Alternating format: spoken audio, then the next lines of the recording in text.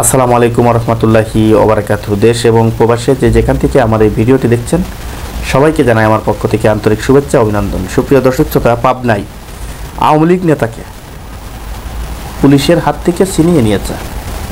দর্শক, ঘটনাটি পাবনায় আওয়ামী লীগ নেতা আব্দুল ওহাবকে পুলিশের কাছ থেকে সন্ত্রাসী কায়দায় ছাড়িয়ে নিল দলের নেতাকর্মীরা।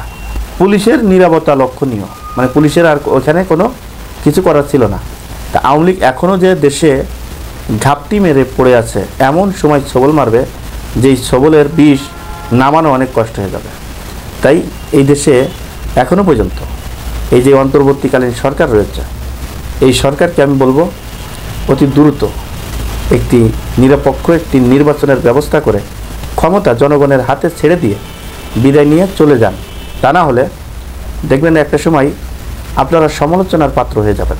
কারণ দেশে যখন একটি গণ অভ্যুত্থান সৃষ্টি হয়, গণ অভ্যুত্থানের পরে যেই সরকার আসে, এই সরকার কিন্তু ভোটের সরকার আসে না। তা ভোটের সরকার যেহেতু আসে নাই গণতান্ত্রিক দেশে, তাহলে এই সরকারকে দায়িত্ব দেওয়া হয়েছে একটি সুন্দর একটি নিরপেক্ষ একটি নির্বাচনের ব্যবস্থা করার দায়িত্ব কিন্তু এই সরকারের হাতে দেওয়া হয়েছে। এখন এই সরকার যদি মনে করে যে আমরা যারা আছি এখানে আমরা কিছু সংস্কার করব, সংস্কার করতে গিয়ে যে অনেক সময় যদি আপনি পার করেন, তাহলে আপনি কিন্তু সমালোচনার মুখে পড়ে যাবেন, অলরেডি পড়ে যাচ্ছেন। তাহলে আমাদের দেশের যে অন্তর্বর্তীকালীন সরকারের প্রধান উপদেষ্টা ডক্টর মোহাম্মদ ইউনূস স্যার সাহেব, ইনি কিন্তু অত্যন্ত বুদ্ধিমান এবং অত্যন্ত নম্র একজন ভদ্র একজন মানুষ। তাই ভদ্র একজন মানুষের যে সম্মান রয়েছে দেশে বিদেশে, এই সম্মান তার বজায় রাখা উচিত।